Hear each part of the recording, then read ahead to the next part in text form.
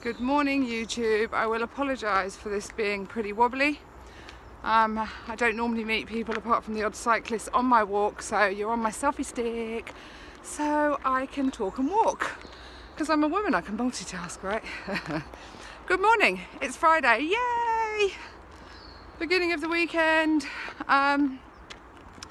My name's Jan Silver and I've been video logging my journey to and beyond a gastric bypass, which I had March 15th, 2017.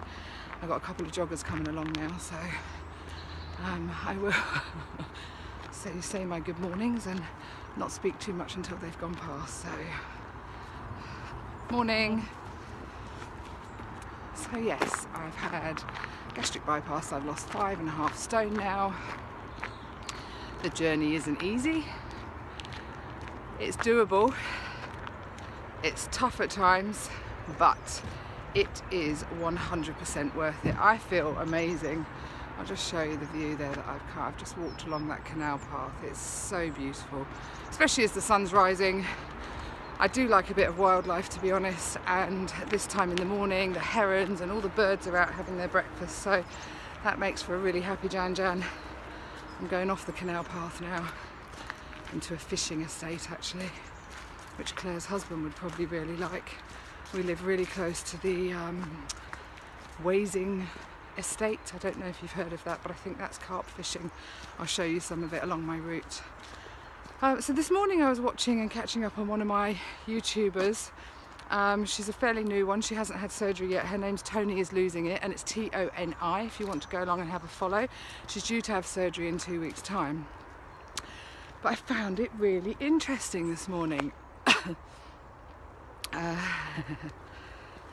Good morning.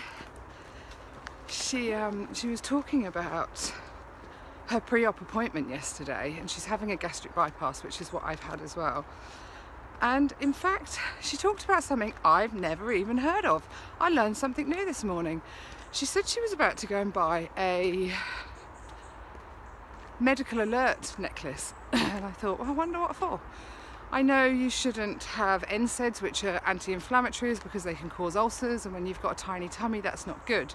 I have to take anti-inflammatories when I'm this week, for instance, but because it's not long term, I don't worry about it. I take them for maybe 3 or 4 days, every 4 hours, which I probably should talk to my doctor about, but anyway, I don't have stomach ulcers at the moment. But anyway, she said that the main reason for this necklace, or one of the reasons, was to warn people that if she was in an accident or a crash or something, that they shouldn't put a blind NG tube down her stomach. And I was thinking, why not? Because they could perforate your stomach. Well, knock me down with a feather. I never ever knew that. Because it makes sense, right? And like she said, you know, hopefully none of us are ever going to be in that situation. We'll be conscious and awake enough to be able to say to people, don't put a blind tube down. You need to put a camera down and find your way. So yeah, that was really interesting. Thank you, Tony, for that bit of information. I might even look into a necklace or a bracelet for myself too. The other thing I was going to discuss with you today was, you know, I donate my platelets, which I've been doing for a while. I couldn't do it because of surgery. Went on Tuesday to have some tests done to check that I'm still viable to donate.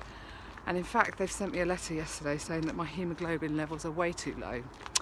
I did have a check 3 months post-op from my doctor, and in fact all my bloods came back normal. So it's a little bit disappointing that now, so I need to go and make an appointment with my doctor, get her to repeat all the bloods and see where we're going from there. I mean, I must admit, before I went on holiday, I was feeling like super tired. But then I got shingles, so I put it down to that, and my period was upcoming. Your hormones are all over the place. And I suppose I don't feel, apart from periody at the moment, I feel okay. Although something else to note is that prior to surgery, I was having hot flushes every single night. It was definitely hormonal. And now, I haven't done since surgery, but yesterday and last night in bed, I was so sweaty. So I did have hot flushes throughout the night. I'm just going to show you, this is one of the lakes on the Wazing Park estate. It's so beautiful. You can see the sun is just peering up there. It is 7 degrees this morning, so it's a bit chilly, but when you're walking along, it's like beautiful. Yeah, this is a really nice fishing lake actually, Claire. Your husband's probably heard of it. I don't know.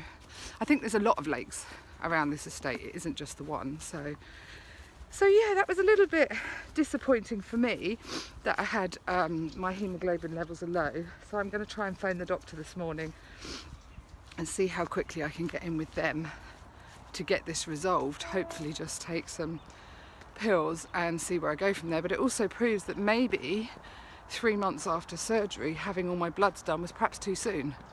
You know, I'm 7 months post-op now, and perhaps this is the time.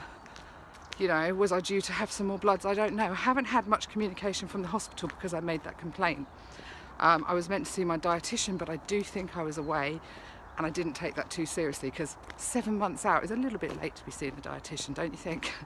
I did see her once, post-surgery, but no communication in between times. So, and in fact the complaint I made about the guy, the coordinator that wasn't really coordinating my journey very well with the private outpatients, denied not doing it very well. The letter came back saying that they'd spoken to him, and he said absolutely not. He feels he'd helped us and served us to his best ability. And you kind of go, right, okay, well if that's it, that's shit then, isn't it? You know? So a question for you guys, when you're looking at the morning mist on the water in the distance, how come it's not right next to you? When I was walking along the canal, I've done an Insta story about it, I'm just like, why when you get up close to it does it disappear? It's really strange. Probably a very logical explanation that my brain at this time in the morning doesn't compute. It still is only, oh, it's 8 o'clock now. I'm about halfway into my walk, and I'm hoping to get my 10,000 steps in before I go home this morning, call the doctor, and maybe hang out with my granddaughter, because that's what I like to do. That's the way I roll. So yeah, that's about it for me today. I just wanted to tell you those couple of things. Really interesting, Tony. So if you do watch this again, I want to thank you for that bit of information, because that's something that's never been said to me. Kind of makes sense, I guess, but I've also never read it. So as much as you do your research, it just makes a lot of sense. We have got a tiny, delicate tummy, and possibly would be perforated through emergency treatment. I don't know. Anyway guys, I'm going to enjoy the rest of my walk. I hope you've all had a really wonderful, wonderful day. I have to be quiet now, I can see fishermen, and I know they don't like noise because you disturb the fish, right? I'll say my goodbyes. I hope you all have a really good day. Hope you're really well, healthy and happy. Liz, if you're watching, I hope you're alright. I know you're having a break from Instagram. Rainy's just on her way back from hospital.